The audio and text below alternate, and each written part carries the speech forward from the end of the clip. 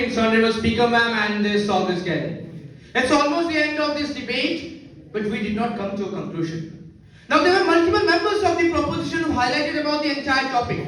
Today, I am not advocating for socialism, nor I'm also advocating for identity-based politics. Why? Because the question in this moment is not socialism versus identity politics, which are very important words which have been highlighted in the entire motion, that is alternative. Now, if the members of the proposition have been quoting that socialism is the best alternative, but alternative of whom? Which sort of ideology they are highlighting that socialism is the alternative of? A worthy member of the proposition clearly quoted about Article 14 of the Indian Constitution and mentioned that there shall be right to equality. But Article 14 does not only speak about right to equality. Article 14 of the Indian Constitution states about the right to equality and equal protection of laws. And in the scenario, if the entire motion gets passed out, if this bill gets passed out and becomes an act, in that scenario, 18 different fundamental rights and the dietary principles of state policies shall be amended to accommodate this motion, because it clearly multiple times contradicts multiple motions.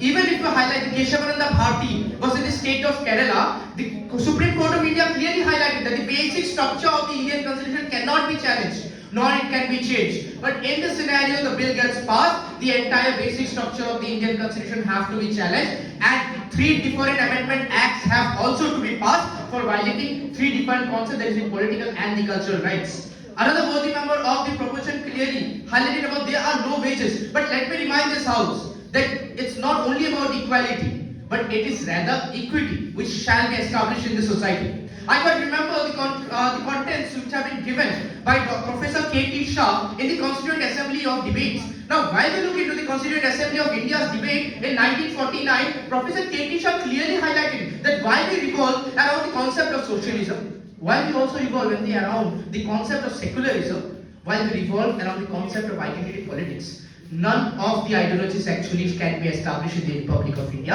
and only it can be Republic. A combination of all ideologies can only be established in this variety of people which lives in. Now, if in this moment of time I have a chocolate in my hand, and I have 2 kids who are sitting in front of me, one who is equally privileged enough to buy a chocolate while the other is starving. At that moment of time, socialism tells me to distribute both the chocolates equally. But equity tells me to provide a larger chunk of that chocolates to the one who is deprived and starving at this moment of time. That is a very important core concept that we have to understand, because we are in this moment talking about the common people. While it comes to the common people, we'll also have to revolve our core concept about a very important thing about disparity. Now, in the entire identity-based politics is not based on religion. It is on caste, it is on economic sectors. And one very important term, that is the cultural part, have been highlighted to establish cultural point. Now, if we look into the Khasi tribe of Meghalaya as well as the Garo tribe of Meghalaya. Now, the Khasi tribe of Meghalaya is in the majority, and multiple of the cultural identity of their community have been established in the entire region of Meghalaya for a very longer period of time. But the Garo Hills, because it's quite lesser to than the Khasi Hills and the population is much more lesser, in that scenario we have clearly seen the cultural identity of the Garo Hill people have not been able to flourish, and that's the very important point, that there are reservation which provides equity, and that equity which actually helps the demands of the common people. Even after all these statements, still the members of the proposition are quite adamant to their statements. It quite reminds me of a very beautiful quote by our beloved Dr. Bhupen Hazarika. He mentioned, and I quote, "Tumar obhihone sip jori lom jodi tumi bhabisa, bhul korisa bhum jori mur olik khopon dekhisa. Ziyai thaki ekhon khomaj gori uthibor mur mon ase, ziyai thaki ekhon khomaj gori uthibor mur mon ase, so khunot koyo beshi olop holeu manuhor dam beshi ase." Thank you, Honorable Speaker Ma'am. Thank you, August.